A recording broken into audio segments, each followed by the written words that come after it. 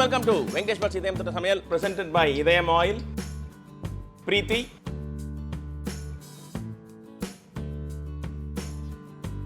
and Paris Sugar. Paris outside, Nambika inside. இன்னைக்கு ஒரு fantastic dish உங்களுக்கு நான் முன்ன சொல்கிற மாதிரி ஒரு ரொம்ப இன்ட்ரெஸ்டிங்கான டிஷ் உங்களுக்காக நான் செஞ்சு காட்ட போகிறேன். நம்ம வந்து ஒரு எபிசோட் வந்து குழி பணியாரம் பண்ணியிருந்தோம், கார குழி பணியாரம். கேரளாவில் கார குழி பணியாரம் மாதிரி ஸ்வீட் குழி பணியாரம் இருக்குது, நம்மளதும் இருக்குது. செட்டிநாட்டில் வந்து இனிப்பு குழி பணியாரம்லாம் இருக்குது, கருப்பட்டி வெள்ளம்லாம் வச்சு பண்ணுவாங்க. இது கேரளாவில் உண்ணியப்பம் அப்படின்னு சொல்லுவாங்க. இதில் என்ன ஸ்பெஷாலிட்டின்னா, இவன் வந்து நெய்யிலே குளிப்பான், இவனை வந்து குளிப்பாட்டணும். அது மாதிரி இந்த குழிப்பணியாரம் கடாய் இருக்கு இல்லைங்களா, அந்த ஓட்டையில் கரெக்டாக பாதி நெய் ஊற்றிடணும். அதுக்கப்புறமா அவனை மாவை ஊற்றணும்.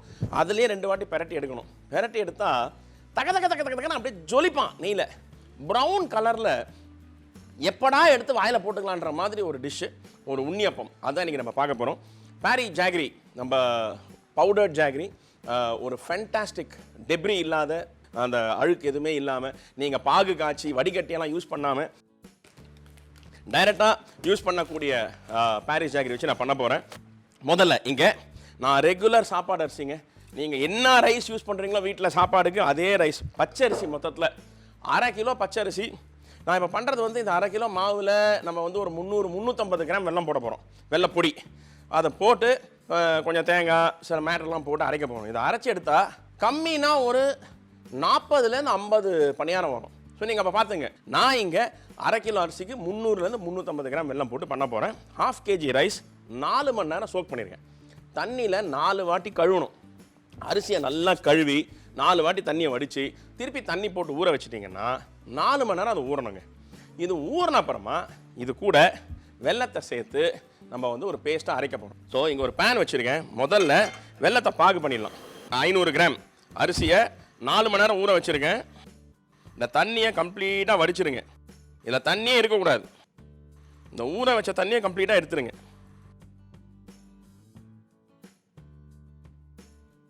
அவ்வளோதான், கம்ப்ளீட்டாக தண்ணி வடித்தாச்சுங்க. தண்ணி வடித்த அரிசி இங்கே வெல்லம் பாகு பண்ணுறதுக்கு பேன் ரெடியாக இருக்குது. இந்த பேனில் சும்மா ஒரு 50 ml தண்ணி 50 ml தண்ணி ஊற்றிருக்கேன். இங்கே 300 கிராம் நம்ம பாரி ஜாகரி பவுடர் வச்சுருக்கேன் இல்லைங்களா, இது எவ்வளோ கிராம் பேக்கெட்? இது 1/2 கிலோ பேக்கெட். இந்த 1/2 கிலோ பேக்கெட்டில் ஒரு 350 கிராம் கொட்டலாம். இது பாருங்களேன், அப்படியே உதுரு உதுரு உதுரு உதுரு உதுரு உதுருதா அழகாக வருது பாருங்கள். அவ்வளோதாங்க. இவனை போட்ட உடனே இவன்கிட்ட இருக்கிற ஒரு நல்ல பழக்கம் என்னென்னா, டென்ஷனே ஆகாமல் கரைஞ்சிடுவான் தன்னால். இந்த அடித்து குத்தி ஓங்கி அடித்து அந்த சர்க்கஸ்லாம் காட்டவே தேவையில்லை. தண்ணியை ஊற்றுனீங்களா, பாரிஸ் ஜாகரியை போட்டிங்களா, அடுப்பில் வச்சிங்களா, இது மாதிரி 2 வாட்டி கலந்து விடுங்க. அவனா மெல்ட் ஆகி அவனா பாகாய் உட்காந்துருவான். அந்த மாதிரி ஒரு பேட் ஃபெலோ. பாகு பண்ணுறது இவ்வளோ ஈஸியாக இருந்தால் வெள்ளத்தை வச்சா எல்லா டெசர்ட்டும் பண்ணலாங்க. அவ்வளோ ஈஸி பாகு பண்ணுறது. இல்லைனா கட்டி ஜாகரியை வச்சு அடித்து உடச்சி அது கூட சண்டை போட்டு அது வீடெல்லாம் தெளித்து அங்கே இங்கே ஓடி அதுக்கப்புறமா தண்ணி ஊற்றி மெல்ட் ஆகிறதுக்கு 1/2 மணி நேரம் ஆகிடும். இது என்ன பாருங்கள், 5 நிமிஷம் தான் மொத்தமே. இது என்ன பியூட்டினா, இந்த பாகு மாதிரி காய்ச்சிட்டு இதை இந்த துணியிலலாம் வச்சு வடிகட்டணும் அவசியமே இல்லை. ஒரு துண்டு அழுக்கு இருக்காது. இந்த வெள்ளத்தை பாருங்கள், அவ்வளோதான். பாகு ஆக்கியாச்சு. கேஸை ஆஃப் பண்ணுங்க. இதோ நான் வெறும் மெல்ட் பண்ணுங்க, 2 நிமிஷம் தாங்க. இதை மெல்ட் பண்ணி இந்த மாதிரி திக்காயிடுச்சுங்க.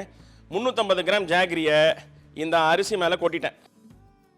ஓகே, அவ்வளோதான், மேட்டர் ஓவர். இவனை தூக்கின்னு போய் நம்ம மிக்சியில் போட்டு அரைக்க போகிறோம். இந்த மிக்சியில் இப்படி கொட்டுங்க.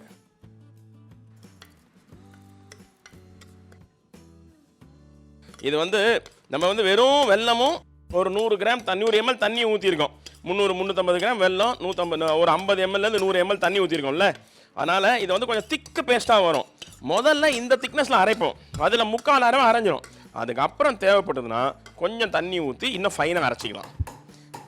இது வந்து எப்படி அரைப்பாங்கன்னா, யூஸ்வலாக இட்லி மாவுக்கும் தோசை மாவுக்கும் நடுவில் அந்த ரேஞ்சில் இவனை அரைக்கணும்.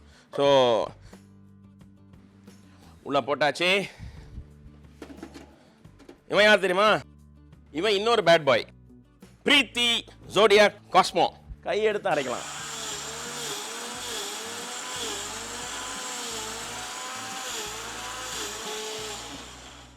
இப்போ அந்த வெள்ளப்பாகில் இருந்த ஈரப்பதத்திலே வந்து நம்ம அரிசி வந்து முக்கால்வாசி அரைச்சிட்டோம். இதை பாருங்க, இது வந்து பாதி அரைஞ்சிருச்சு. இப்போது ஒரு முக்கியமான மேட்டர் இருக்குது. மீதி அரையறதுக்கு முன்னாடி ஒரு 2 மேட்டரை போட போகிறோம்.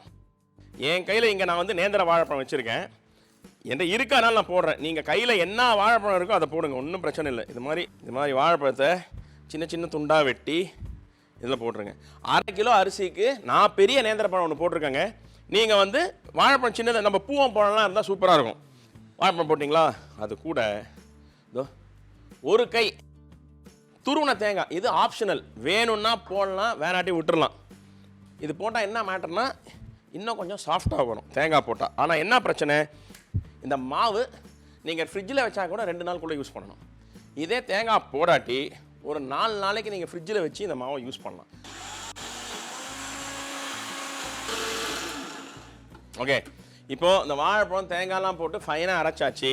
இந்த அரைச்ச இந்த பேஸ்ட்டை நம்ம இது மாதிரி ஒரு பவுலில் மாற்றிக்கிறோம். இந்த பாருங்கள், அரைச்ச மாவு வெல்லம் போட்டு தேங்காய் போட்டு வாழைப்பழம் போட்டு அரைச்சா இப்படி ஆகிடுங்க.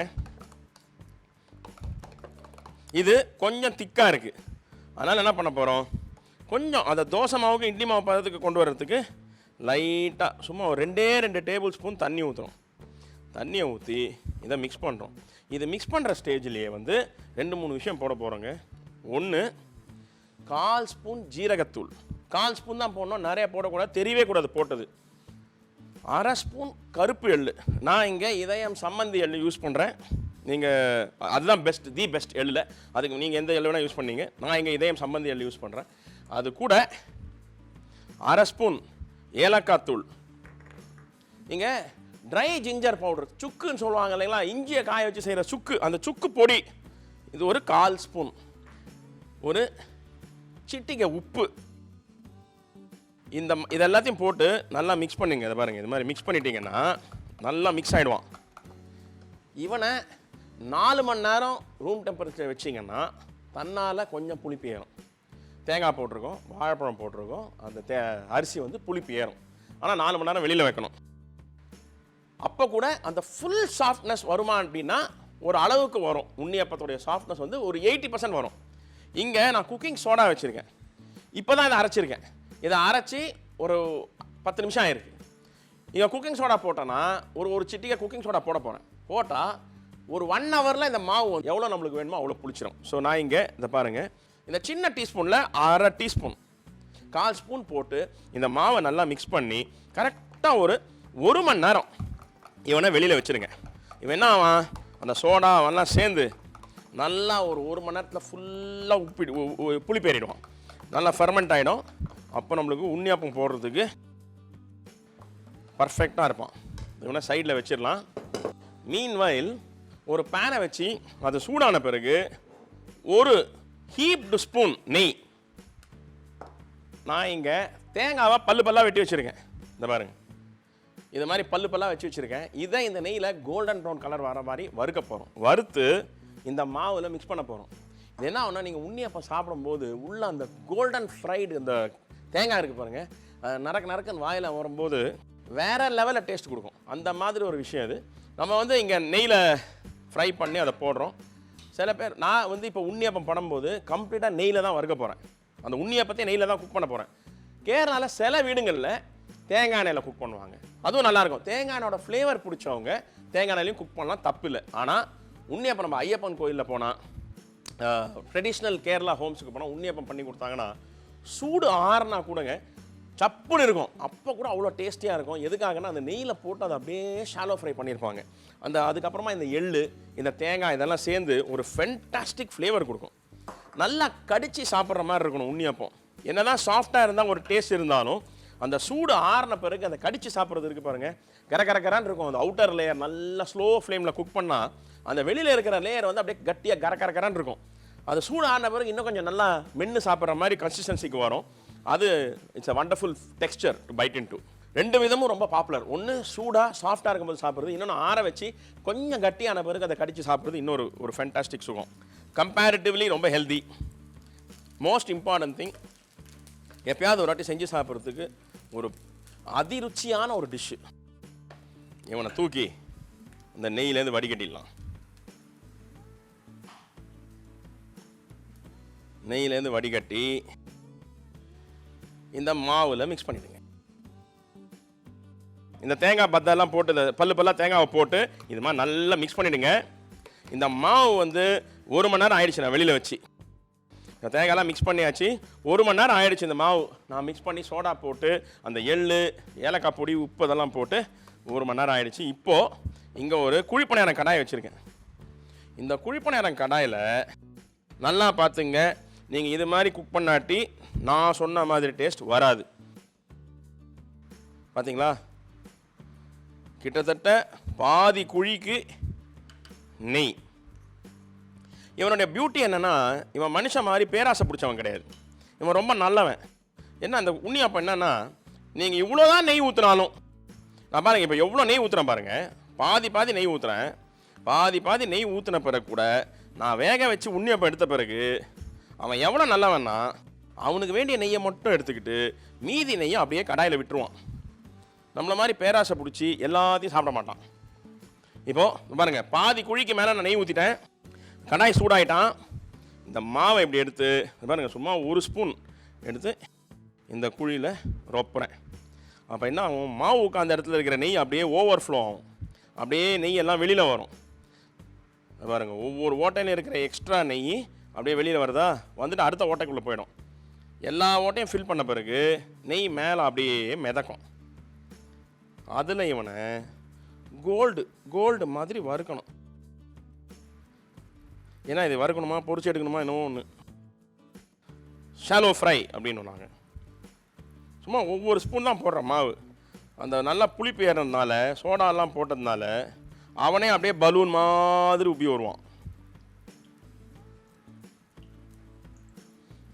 வர மணக்கும் பாருங்க, அந்த தேங்காய் இருக்குது பாருங்கள், அவன் வந்து அந்த கீழ் பகுதியில் டச் ஆகி கபகான ஒரு ஸ்மெல்லு கொடுப்பான். Nasty fellows. இதை பாருங்கள், ஊற்றி இருக்கிற நெய் ஓட்டையிலேருந்து அப்படியே வெளியில் வந்து மேலே ஒரு லேயராக அப்படியே ஃபார்ம் ஆகி அப்படியே அதில் குக் ஆகுது. இதை இப்படி தான் குக் பண்ணணும். நான் கொஞ்சமாக நெய் ஊற்றுறேன், 1/4 ஸ்பூன் 2 ட்ராப் மட்டும் போடுறேன். இது நான்ஸ்டிக்கு, நான் நெய்யே ஊற்றாமல் வறுக்கிறேன்னா பண்ணலாம். நான் எக்ஸாஜுரேட் பண்ணி சொல்கிற மாதிரி இருக்கிற அந்த டேஸ்ட் கண்டிப்பாக கிடைக்காது. இதெல்லாம் வந்து சபரிமலைக்கு மாலை போட்டிருக்கும் போது மகாலிங்கபுரம் ஐயப்பன் கோயிலில் காத்தால 9 மணிக்கு சாமிக்கு சமர்ப்பணம் பண்ணுவாங்க. நாங்கள் கரெக்டாக 9:15 தான் போவோம். நானும் அப்பா புல்லட் வச்சுருந்தார். அப்போ புல்லட்டில் போய் இறங்குவோம். மாலை போட்டிருக்கனால டெய்லி ஐயப்பன் கோயிலுக்கு போகணும். ஸோ ஐயப்பன் கோயில் காத்தால போயிட்டு நான் பிரதட்சணெல்லாம் வந்துட்டு அந்த ஆப்பம் கவுண்டர்கிட்ட நின்றுடுவேன். அப்பா வந்து அங்கே போய் டோக்கன் வாங்கிட்டு வந்துட்டு 4 உண்ணியப்பம் வாங்கி கொடுத்தா தான் ஐயப்பன் கோயிலேருந்து வெளியில் வருவேன். ஸோ அது மாதிரி நான் வந்து வெறி பிடிச்சி சாப்பிட்ட டிஷ் இது. அதனால் எனக்கு வந்து இதை வந்து நெய் இல்லாமையோ இல்லை மேலே அந்த கிளேஸ் இல்லாமையோ பார்த்தா அது உண்ணியப்பமே இல்லை, அப்பம். அதனால் இந்த மாதிரி நெய் ஊற்றி குக் பண்ணுங்கள். 2 மாதத்துக்கு ஒரு வாட்டி செய்யுங்க, இல்லை வருஷத்துக்கு 2 வாட்டி செய்யுங்க. ஆனால் இது மாதிரி செஞ்சு சாப்பிடுங்க. பாருங்கள், ஐயோ என்ன சார் இவன் இவ்வளோ அழகாக இருக்கான். இவனுக்கு கஷ்டமே இல்லை பாருங்களேன். அவன் அப்படியே நெய்யில் குக்காகி என்னை திருப்பி போடுன்னு சொல்கிறான். அப்படியே அவனே திரும்பிடுவான் போல இருக்கு. 2 நிமிஷம் நான் திருப்பாட்டி அவனும் ஆட்டோமேட்டிக்காக திரும்பிடுவான் போல இருக்கு.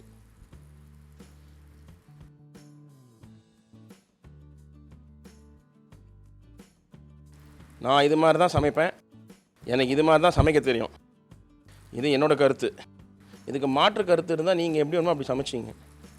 என்னால் பொறுப்பு எடுத்துக்க முடியாது. பட் என்னை பொறுத்த வரைக்கும் உண்ணியப்பம்னா இது மாதிரி அவன் சோக் ஆகணும், ஊறணும். அந்த ஊறின நெய்யில் அவன் குக் ஆகணும். அப்போ தான் நான் சொன்ன தெரியுமா, இந்த மேலே இருக்கிற லேயர் தெரியுமா, இது சூடு ஆறின பிறகு கொஞ்சம் கட்டியாகும். அந்த நெய்யில் ரோஸ்ட் ஆன இடம் எப்படி இருக்கும் தெரியுமா, சூடு ஆறின பிறகு கடித்து சாப்பிட்றதுக்கு. அதுவே ஒரு எக்ஸ்பீரியன்ஸ். ஒரு ஃபென்டாஸ்டிக் உண்ணியப்பம் கோல்டன் கலரில் பாரிஸ் ஜாகரி வச்சு 2 சைடும் ஈவனாக குக் பண்ணி ரோஸ்ட் பண்ணி ஸ்லோ ஃப்ளேமில் குக் பண்ணுறேன். ஹை ஃப்ளேம் வேண்டாம், கலர் நல்லா வந்துடும். எதனால் அப்படின்னா நம்ம பாரிஸ் ஜாகரி வந்து ஆடட் கலர்ஸ் இல்லாமல் நேச்சுரல் கலர்லேயே டார்க் ப்ரௌன் கலர் ஜாகரி. அதனால் கலர் வந்து பிரமாதமாக டார்க் ப்ரௌன் கலரில் வரும். ஸோ அதுவும் நெய்யில் ரோஸ்ட் ஆகும்போது அந்த ஷைனிங் கோல்டன் ப்ரௌன் ஒரு ஃபென்டாஸ்டிக் கலரில் வந்து உண்ணியப்பம் கிடைக்கும். அது மாதிரி ஒரு உண்ணியப்பம் பக்கா கேரளா ஸ்டைல்.